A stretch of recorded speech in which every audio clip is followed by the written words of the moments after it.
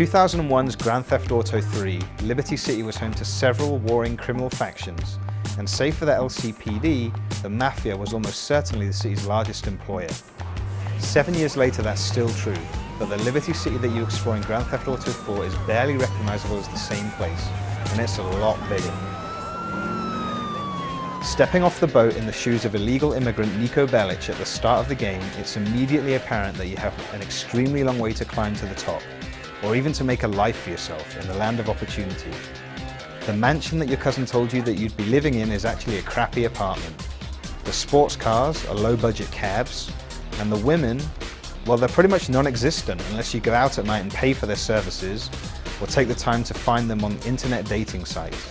Hit me up again soon, homie. That was fun. There are plenty of friends for you to make in the city, and they're all very useful to have. To make money and to advance GTA 4's superb story, though, you need to run errands for anyone who'll pay you. Niko's skill set is somewhat limited, given that his only trade is killing. Fortunately, Liberty City is so corrupt that you'll find that there are plenty of employers looking for people just like you. As in previous games, many of the missions simply require you to deliver packages or kill targets without getting caught by the cops.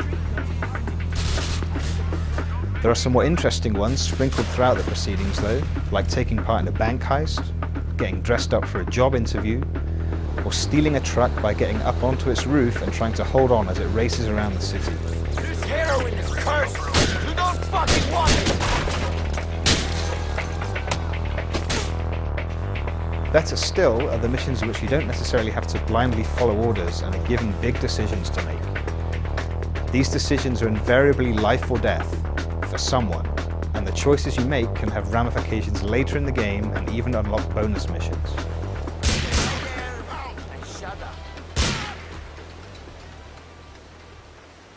Stay the fuck away from me. The vast majority of missions in GTA 4 require you at some point to drive through the city, to do battle with enemies on foot, or both. In previous GTA games, the on-foot missions have suffered from some poor controls, but in GTA 4 these have largely been addressed. Niko is a far more agile protagonist than any of his predecessors. He can climb fences and scale walls, he can shimmy along ledges, and crucially, he can take cover behind objects, in much the same way that characters in games like Gears of War and Uncharted Drake's Fortune can. This new ability makes a lot of the missions involving on-foot gunplay much easier than those in previous games, but they're still just as satisfying.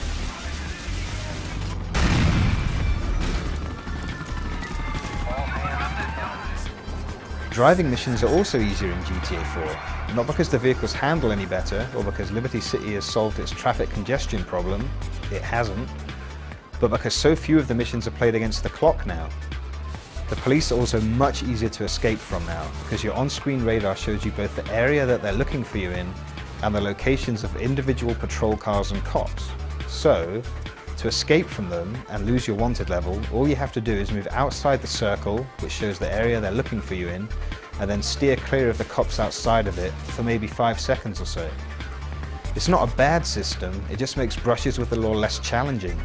And since the easiest way to escape is often to find a safe spot and just sit there for a moment, it can be a bit of an anticlimax. Grand Theft Auto 4's story mode can be beaten in under 30 hours, but there are so many distractions and opportunities to do other things that you can safely double that number if you're not in a hurry. You might take time out from your life as a reluctant hitman to take part in street races.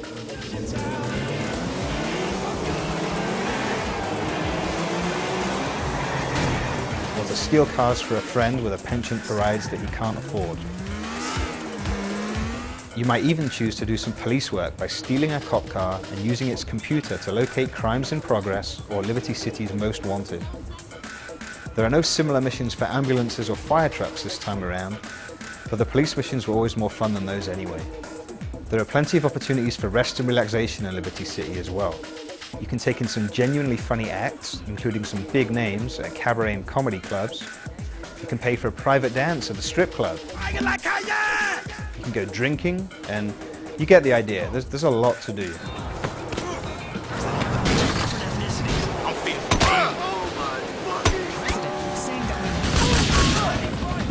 There are no hidden packages to find this time, but that's only because they've been replaced with something even better. 200 pigeons, or flying rats, in need of extermination.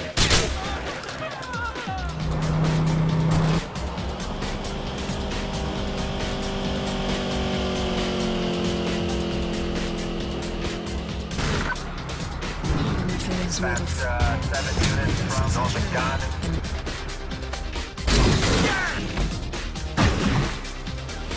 This is nonsense. Interactive minigames are also a good way to take a break and make new friends. You can go 10-pin bowling, you can play pool, and you can play darts. Nico has little trouble making friends, and as you play through the story mode, you'll realize why. He's a likable guy. Are you alright? Too much bullshark testosterone up the ass? Fuck you! Sure, he's a killer for hire, but he's an interesting character with a troubled past, and like all of the key characters in GTA 4, he benefits from impressive motion capture and superbly expressive facial animation. I need to talk, guy. You're making a big mistake, motherfucker! Like Liberty City itself, Nico is no oil painting, but the fact that GTA 4's visuals are a little rough around the edges is easy to overlook when you consider the sheer scale of the environment that you're playing in and how much stuff is going on there. The best way to take in the sights of Liberty City, incidentally, is either to just walk around or to leave the driving to someone else. Cab rides and helicopter tours really show off the city at its best, especially if you switch to the cinematic camera option while you watch them. For sure. Alright, listen, man. Alright, listen, me and my ice-cold friend Nico gotta borrow your car. Perhaps the most exciting new feature of Grand Theft Auto 4 is online multiplayer. There are over a dozen different modes to choose from, including everything from death matches and car races, through to co-op missions, turf wars, and team-based cops versus crooks games. The quality of these modes varies quite considerably, but what makes them all so impressive is that you have the option to play them either in a confined area of the city or across the entire map.